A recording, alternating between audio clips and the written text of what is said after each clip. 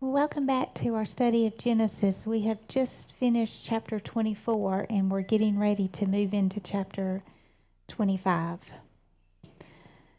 Chapter 25 records Abraham's marriage to Keturah, their sons, Abraham making a distinction between Isaac and the sons of Keturah, Abraham's death and burial, the descendants of Ishmael, Rebekah's barrenness, and Isaac's intercession for her, Rebekah's problem in pregnancy, God's word to her, the birth of twins, and the deception of Jacob.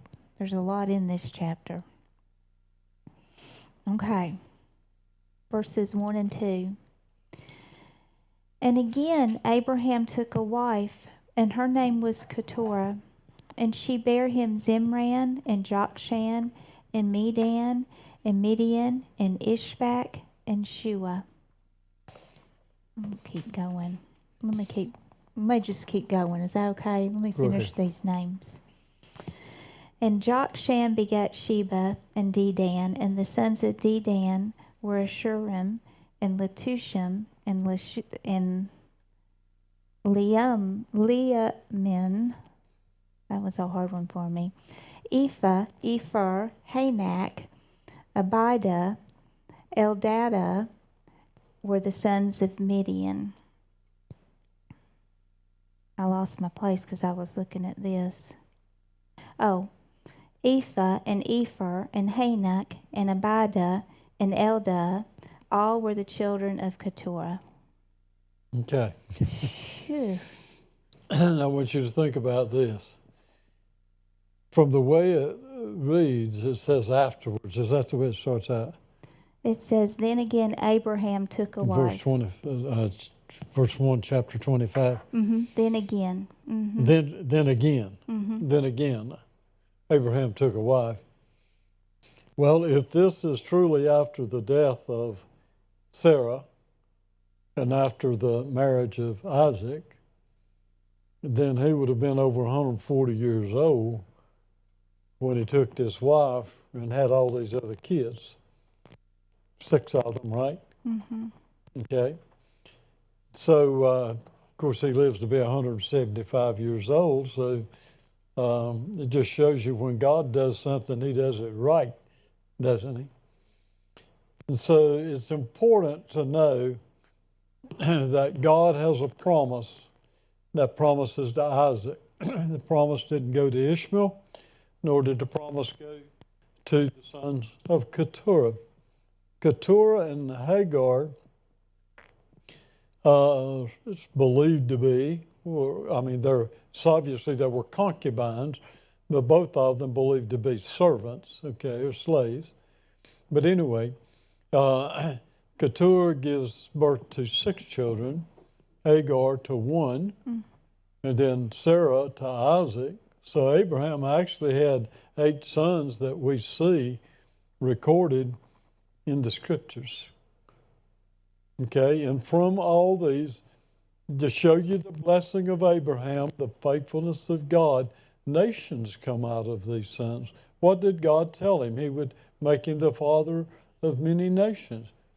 He does that. He did it, naturally. And then we have the spiritual nation of believers as well. And Abraham gave all that he had to Isaac.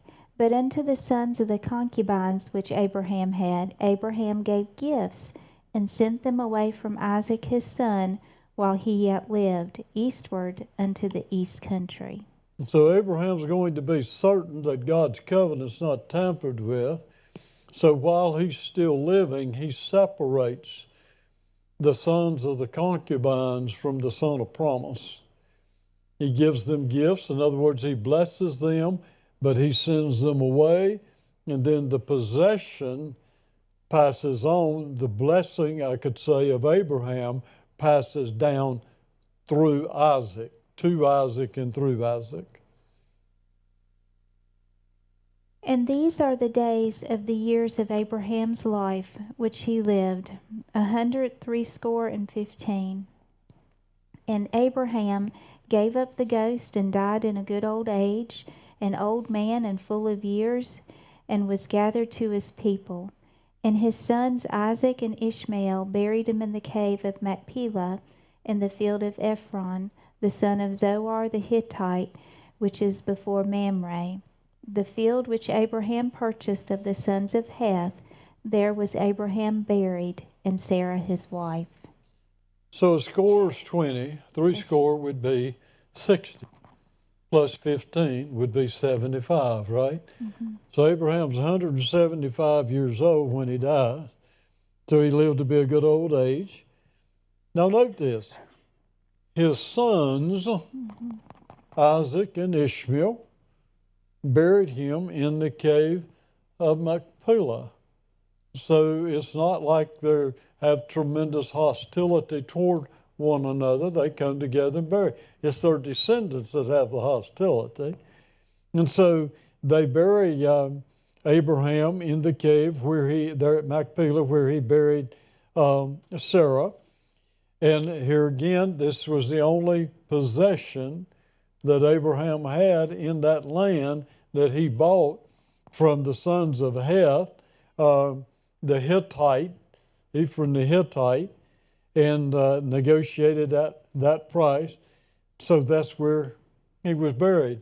Now that'll come into play a little later on here. Just remember Heth and Hittite, okay?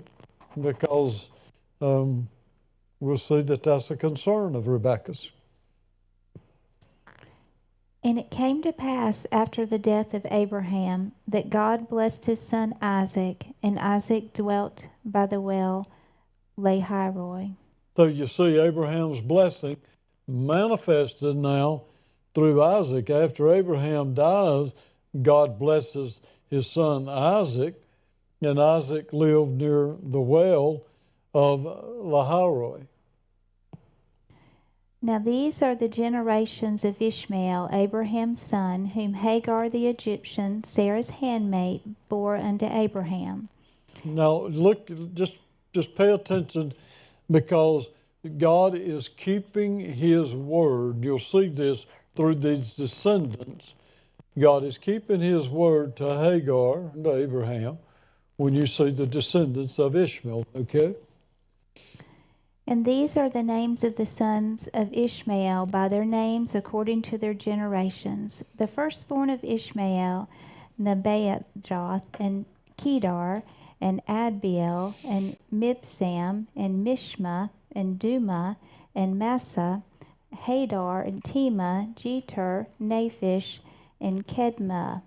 These are the sons of Ishmael. These are their names by their own towns and by their castles, 12 princes according to their nations.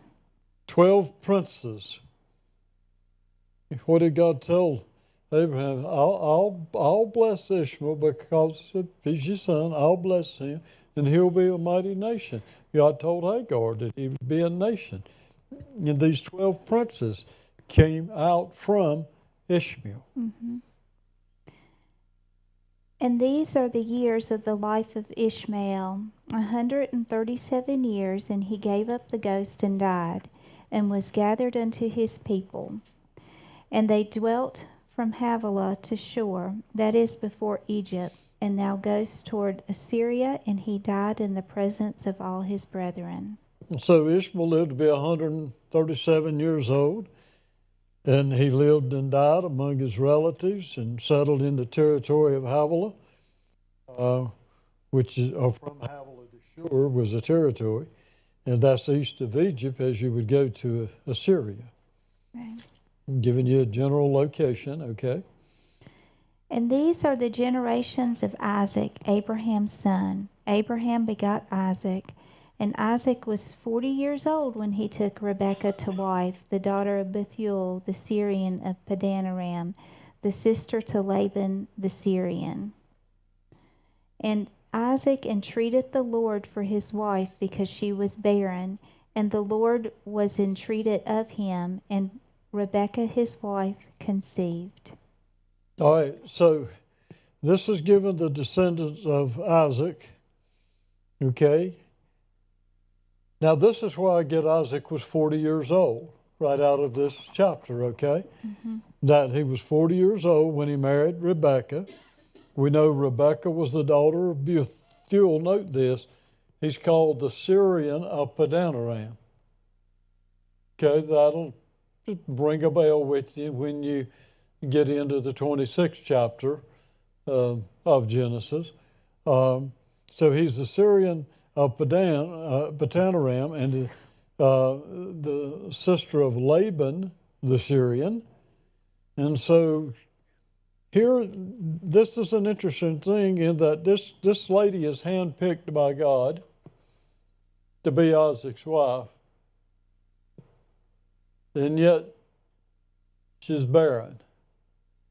For 20 years, she's barren, doesn't have children.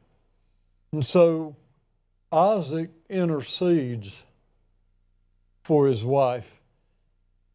And God answers his prayer, he honors his prayer, and Rebekah became pregnant. You ready? And the children struggled together within her, and she said, If it be so, why am I thus? And she went to inquire of the Lord. So during her pregnancy, something unusual was going on inside her body. So Rebekah goes before the Lord, and she asked the Lord what was happening. And the Lord said to her, 2 nations are in your womb, and 2 manner of people shall be separated from your bowels. And the one people shall be stronger than the other people, and the elder shall serve the younger. He didn't say 2 babies are in your womb. He said 2 nations are in your womb. God calls the things that are not as though they are. God sees the end from the beginning. He knows what's going to become of these 2 sons. So God can declare to her, there are 2 nations that is going to come forth out of you. Interesting? 2 nations will come forth from her. And he says that the one would be stronger than the other, and that the elder would serve the younger brother. Now, God tells her this before the twins are born. 2 nations. But the youngest son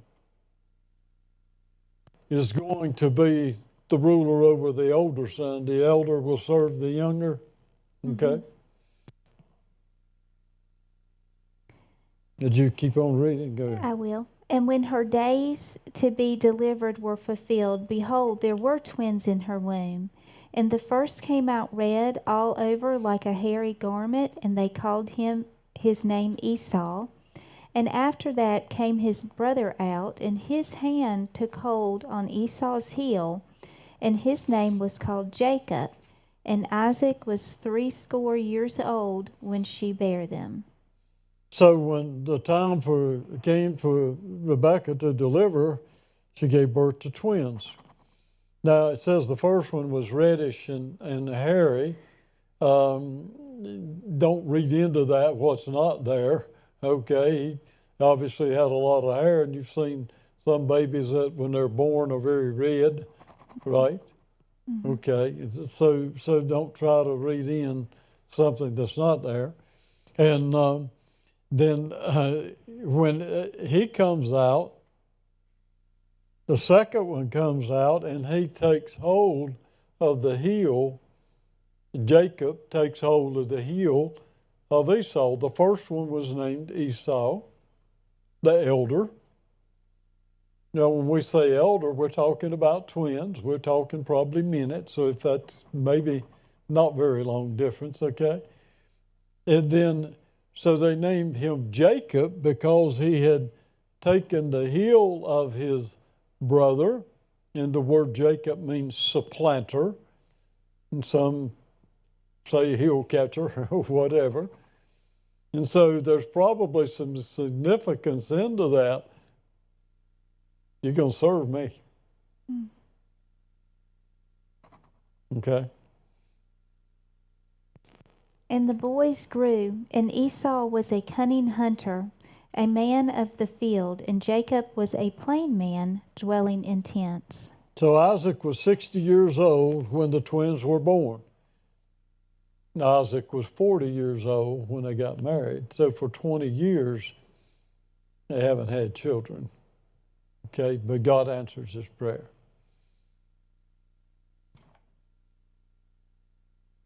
Okay, I'm on verse 28. I read ahead. You already read this one? So the Yes, twins' sir. boys grew.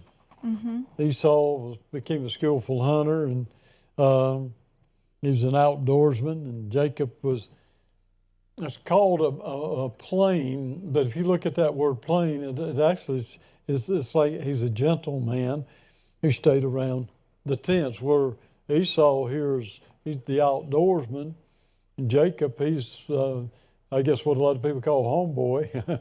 he's sticking around the home. Now, don't read into this something that's not there. That doesn't mean he was weak and puny and all that. We know that he knew a lot about animals. Mm-hmm. You'll find that later on in his life, and he actually becomes a shepherd. So he's evidently taking care of things there at the home place with the herds and things of that nature, where Esau's out here hunting game.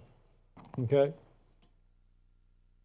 And Isaac loved Esau because he did eat of his venison, but Rebekah loved Jacob. Now we have a problem. Favoritism. Isaac, Esau's his favorite. Jacob is a favorite of Rebekah. Isaac likes Esau because he's an outdoorsman, and Rebekah favors Jacob. Now,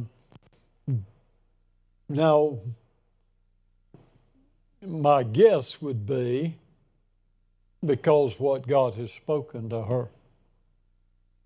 The elder will serve the younger. And so she has more attention on the younger, who is actually going to become the predominant one. Okay? And Jacob sawed or cooked pottage, and Esau came from the field, and he was faint. And Esau said to Jacob, "Feed me, I pray you, with that same red pottage, for I am faint." Therefore was his name called Edom. So we know Jacob could cook. He could make soup. That's what the pottage is. So Jacob, he's made some soup, and Esau comes from the field. He's exhausted. He asked Jacob to give him some of his red soup because he's exhausted. And incidentally, that's where the name Edom comes from. It was given to Esau because of the red soup, not because he was born being red, okay? And so that name stuck on him because of the red soup. And Jacob said, "Sell me this day your birthright." And Esau said, "Behold, I am at the point to die. What profit shall this birthright do to me?" And Jacob said, "Swear to me this day." And he swore to him, and he sold his birthright unto Jacob. Now Jacob's evidently a shrewd operator here. The birthright means that the one who gets the birthright, which is the oldest son, gets a double portion of the father's inheritance. Well, both of these boys know this, okay? And so Esau comes in and he's tired, he's hungry, and you ever heard the phrase, "I'm just starving to death"? Well, that's basically what he's conveying here, because Jacob says, "All right, I'll give you some of my soup if you'll give me your birthright in exchange for it." That's some expensive soup. You think about it. Yeah. Esau says, "Well, what good is it going to do me to have the birthright if I die?" Well, I'm starving to death, right? And so he swore to give Jacob his birthright, and so Jacob feeds him well. But then he has that birthright by oath between he and Esau. That's an amazing thing how today if somebody said something like that, we'd say, oh, I didn't mean it. I'll take it back. But the word was spoken, and that word stood. Well, it's not like you hear today. This generation, they're not good for their word. I know my daddy he said, your word is your bond. You give your word, then you keep your word, even if it costs you or hurts you. You keep your word. And if you think about it, the blessings that you see in the Bible are words. They're just words. But they're words impregnated with faith. When God blessed Abraham, God meant what he said and believed what he said. When Abraham passes this blessing, and you see these blessings, Moses spoke blessings, Jacob spoke blessings. What were the blessings? Isaac spoke a blessing, which we'll see a little later on. That those words are so powerful, they carry such meaning to them that Esau's going to kill Jacob for getting the blessing. Words that they believed would come to pass. I'm going to tell you, we need to put greater emphasis on our words. Jacob kept his word to Esau, but Esau kept his word to Jacob on the birthright.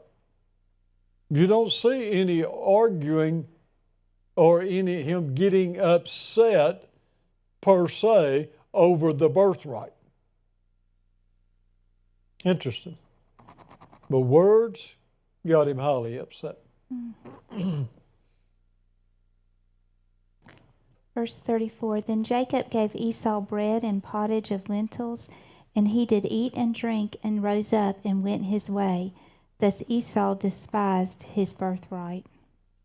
Now, when it says he despised it, it just, if you look at it, he had no respect to that birthright. Didn't mean anything to him.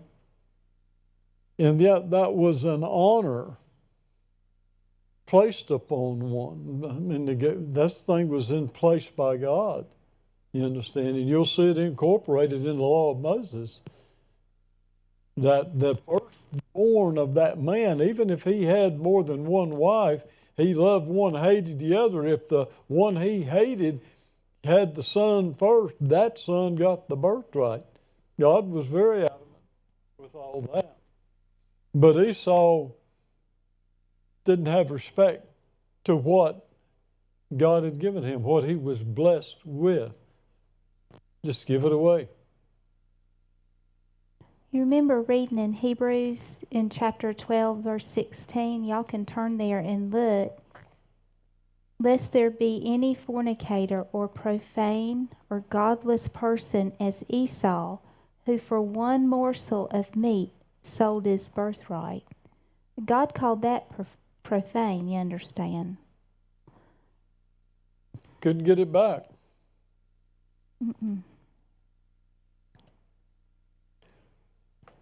Chapter 26. All right.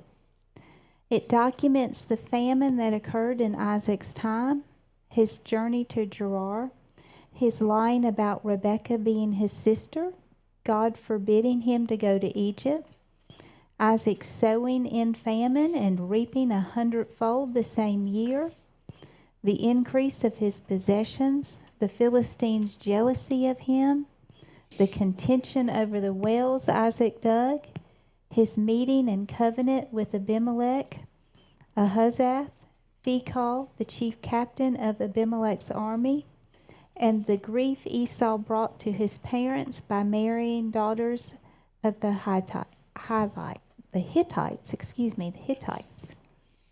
All right, verse 1.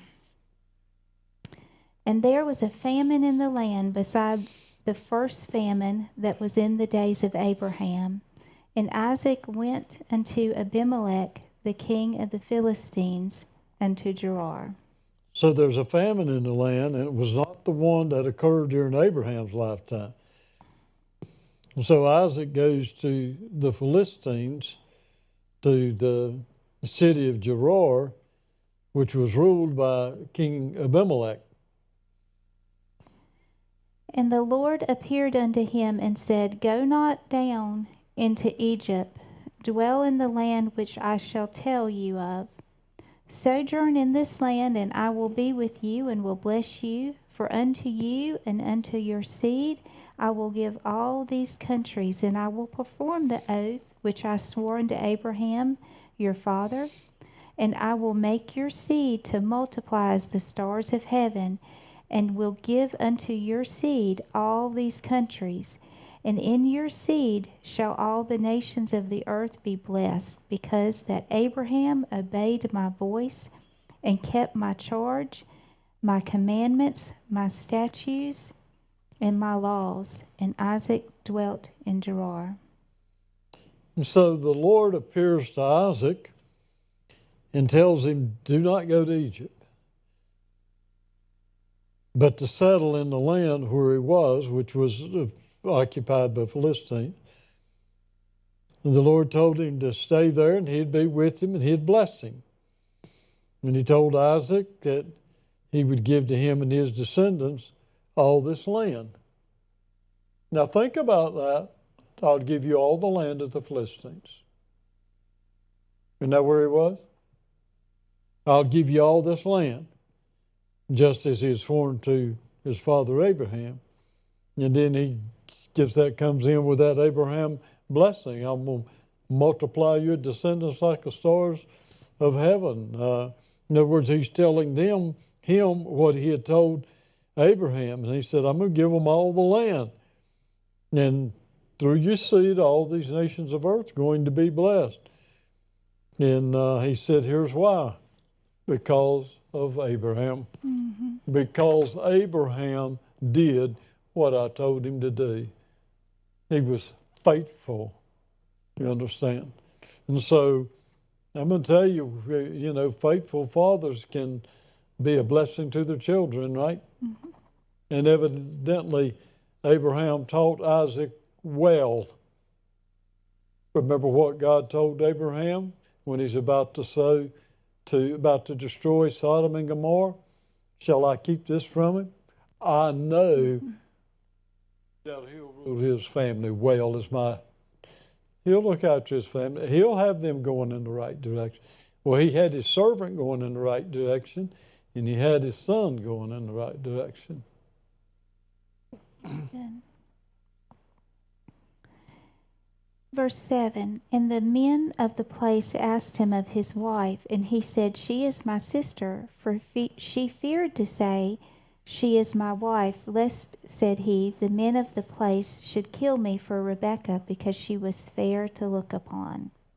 Wonder where he got that idea from. Now see, Abraham, it was partially true, but with Isaac, there was no truth in it.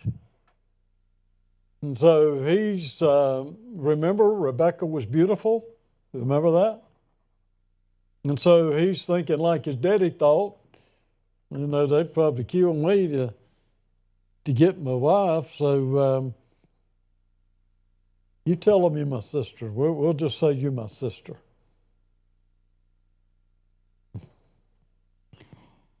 And it came to pass when he had been there a long time, that Abimelech, the king of the Philistines, looked out at a window and saw, and behold, Isaac was sporting with Rebekah his wife.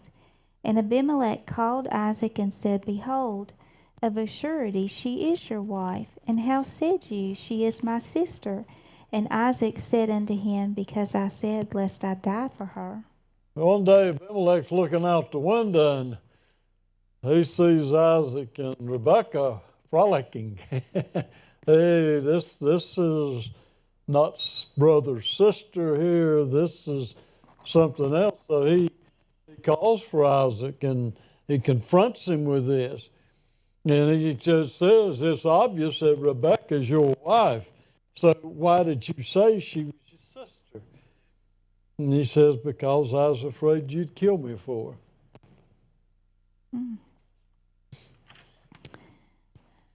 Verse 10, and Abimelech said, what is this you have done to us? One of the people might lightly have leaned with thy wife, and thou should have brought guiltiness upon us.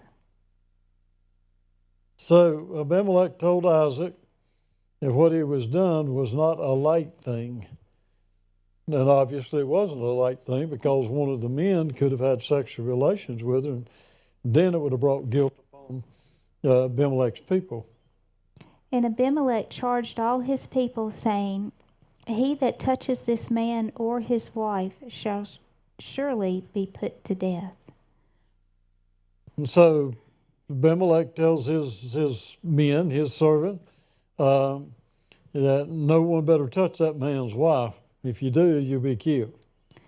Then Isaac sowed in that land and received in the same year 100-fold, and the Lord blessed him. Now, think about this. There was famine in the land. Mm-hmm. God said, stay here. You stay here where the famine is. And he sows in the famine and receives in that same year 100-fold return. Now, if that's not the blessing of God, what would you call it? Understand? God's good for his word. God's faithful to him. And the man waxed great and went forward and grew until he became very great. For he had possession of flocks and possession of herds and great store of servants, and the Philistines envied him. So God is blessing him so much, he's increasing in all these areas, so the Philistines become jealous because he is so blessed. So here again, they're going to confront him. For all the wells which his father's servants had dug in the days of Abraham his father, the Philistines had stopped them and filled them with earth. So it started by them filling the wells up that Abraham had dug. They just filled them up with dirt.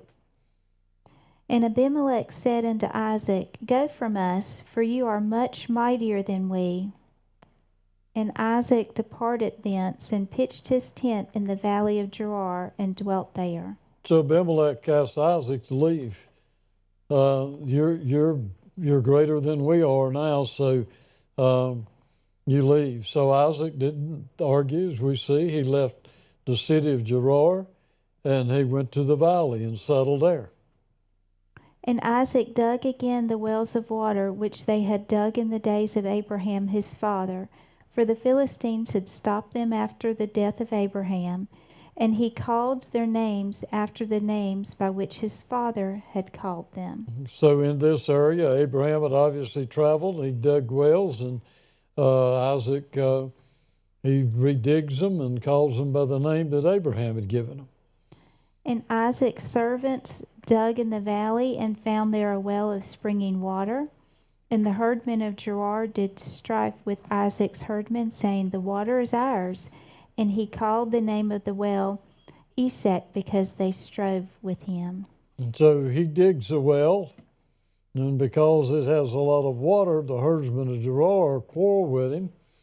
And so he calls this well Esek, which means strife.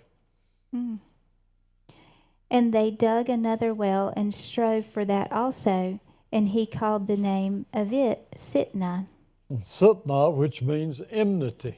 And he removed from thence and dug another well, and for that they strove not, and he called the name of it Rehoboth. And he said, for now the Lord has made room for us, and we shall be fruitful in the land. Now, this interested me. It actually amuses me a little bit when I drive by and I see a church named Rehoboth.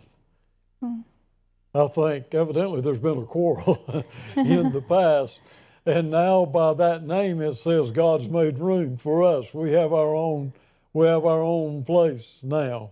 Okay? That's what he was saying concerning this well. And he went up from there to Beersheba. Verse 24, and the Lord appeared to him in the same night and said, I am the God of Abraham, your father. Fear not, for I am with you, and will bless you and multiply your seed for my servant Abraham's sake. So here at Beersheba, the Lord reaffirms to Isaac the blessing, and he introduces himself as, I'm the God of your father Abraham. And then, don't fear, I'm with you. I'll bless you and multiply your descendants because of my servant, just like Abraham. And so God's just reassuring Isaac, I'm with you. I'm with you. And he built an altar there and called upon the name of the Lord and pitched his tent there. And there Isaac's servants dug a well. So what does Isaac do? He builds an altar. He calls upon the name of the Lord, and he settles there, and they dig a well. Now, you may ask, well, why is it always saying they dug a well? Because they had to have water supply. They settle in this area, they have to have water, so they're digging wells. So that's a very important thing, okay? So they settle here, he builds an altar, he digs a well. And our time's up. We're going to have to stop there, so we'll pick back up, I guess, in verse 26. Yes. Okay. Of chapter 26. 26, right? 26. 26. Okay, 26, 26. Got it. Father, I thank you that you bless us indeed. You enlarge our territory. Your hands with us to keep us from evil so that we do not cause pain. You bless us. Father, I thank you that you bless us indeed. You enlarge our territory. Your hands with us to keep us from evil so that we do not cause pain. And I thank you for blessing us and keeping us and for making your face to shine upon us and being gracious unto us. You lift up your countenance upon us and you give us peace. So, Lord, we're glad to invite you to rise up. Let your enemies be scattered and let those who hate you flee before you. Amen. Amen.